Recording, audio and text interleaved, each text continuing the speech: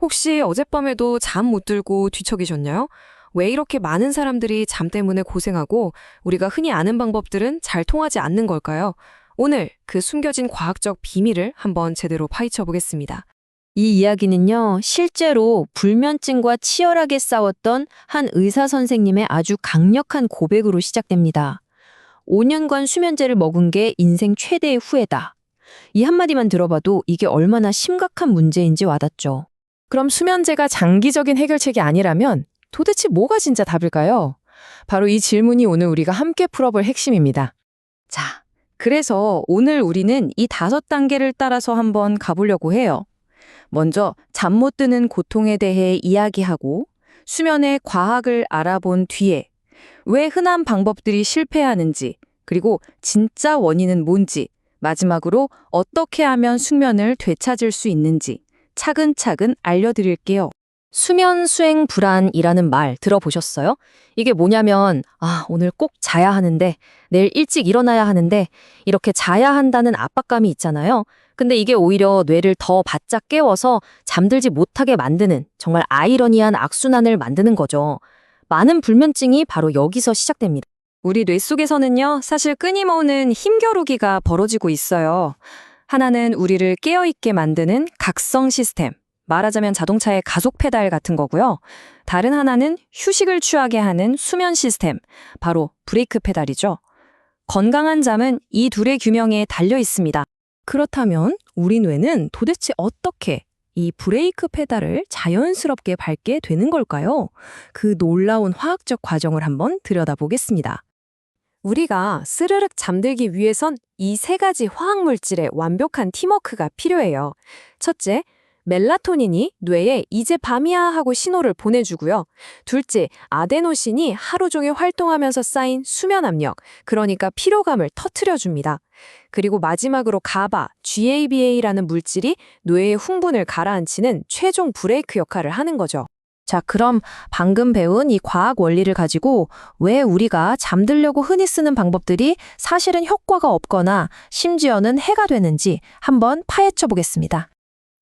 잠 안 올 때 술 한 잔, 이거 정말 조심해야 합니다.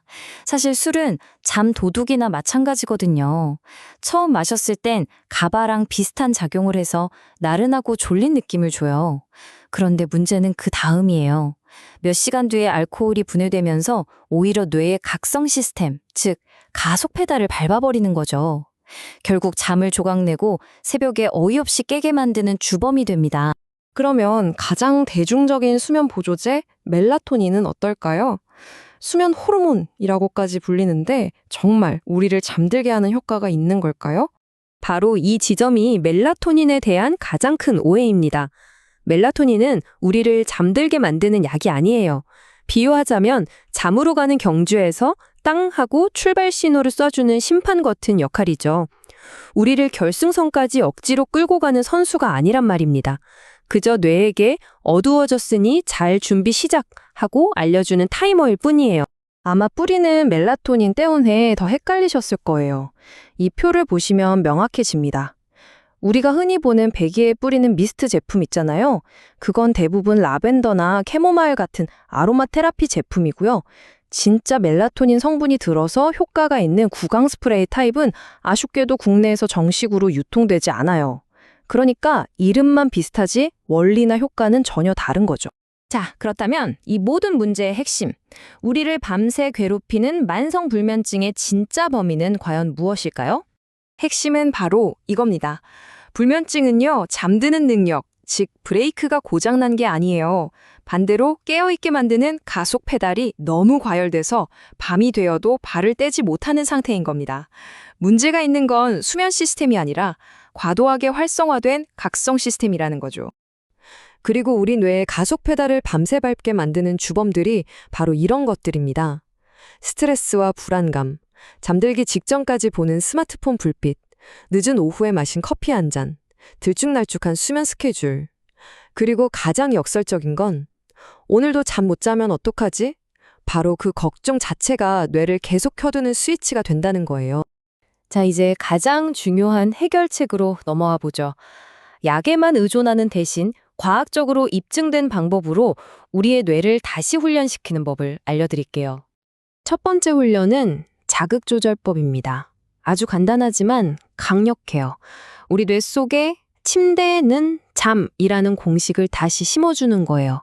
잠이 안 오면 억지로 누워있지 말고 그냥 일어나서 다른 방으로 가세요.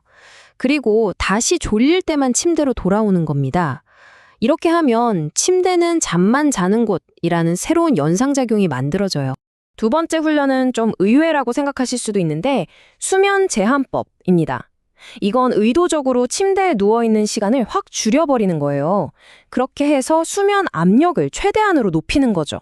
그럼 뇌가 지금 눕지 않으면 안 돼 하고 학습해서 눕자마자 깊고 효율적인 잠에 빠지게 됩니다.